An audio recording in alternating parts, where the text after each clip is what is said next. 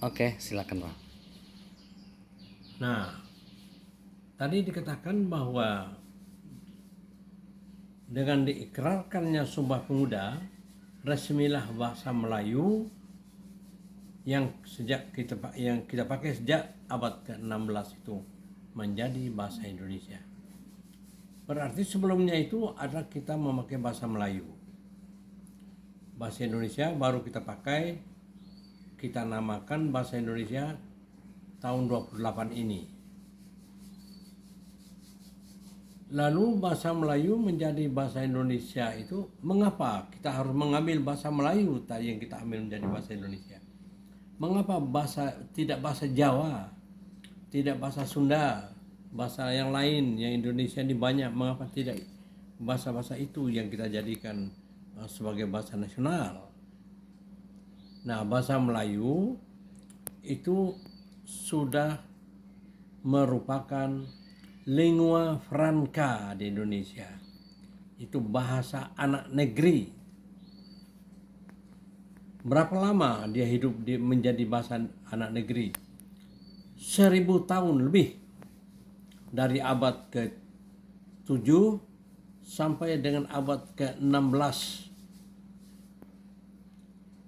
Nah, abad ke-16 itu dia hadir di Indonesia.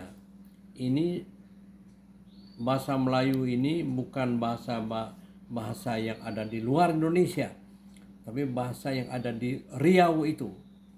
Jadi bahasa Melayu itu bahasa Riau, bahasa yang ada di Riau. Mengapa dia bisa menjadi bahasa anak negeri seluruh Indonesia, bisa menjadi lingua franca? Para pedagang Gujarat, para pedagang Arab akan membeli rempah-rempah di Maluku.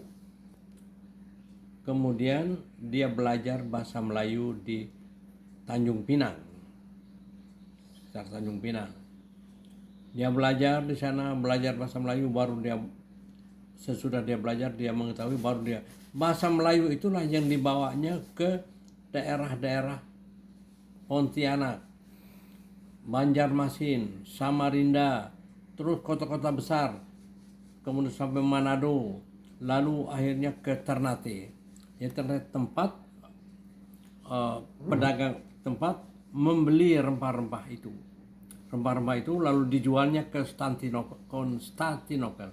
Konstantinopel yang ada di Turki. Sekarang berubah sudah menjadi namanya bukan Konstantinopel lagi. Dijual Konstantinopel itu menjadi pasar dunia. Kesanalah mereka orang-orang Eropa membeli rempah-rempah untuk badannya yang selalu dingin di Eropa itu, lalu dia akan memakai rempah-rempah itu sebagai pemanasan badan. Jadi dia beli di Ternate, orang Gujarat dan Arab itu, lalu dia jual ke Konstantinopel. Beli lagi, jual lagi. Berapa lama? 1000 tahun. 1000 tahun itu berapa lama? Lama sekali. 10 generasi. Jadi para pedagang yang pertama itu sudah tidak ada. Pedagang kedua pakai bahasa Melayu juga. Pakai bahasa Melayu juga. Semua 1000 tahun, selama 1000 tahun pakai bahasa Melayu. Jadi bahasa Melayu menjadi seluruh Indonesia sudah tahu. Itu sebabnya bahasa Melayu menjadi lingua franca. Itu alasannya mengapa bahasa Melayu menjadi bahasa Indonesia. Karena bahasa Melayu sudah menjadi lingua franca. Yang kedua, kita lihat mengapa bahasa Melayu menjadi bahasa Indonesia. Bahasa Melayu itu sederhana, mudah dipelajari. Makan, kalau Sunda banyak makan, tuang, dahar.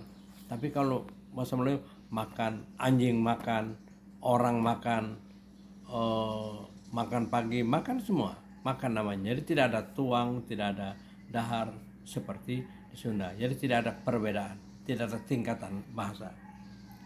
Yang ketiga, suku Jawa, suku Sunda, dan suku-suku yang lain di Indonesia ini secara sukarela menerima bahasa Melayu menjadi bahasa Indonesia sebagai bahasa nasional kita.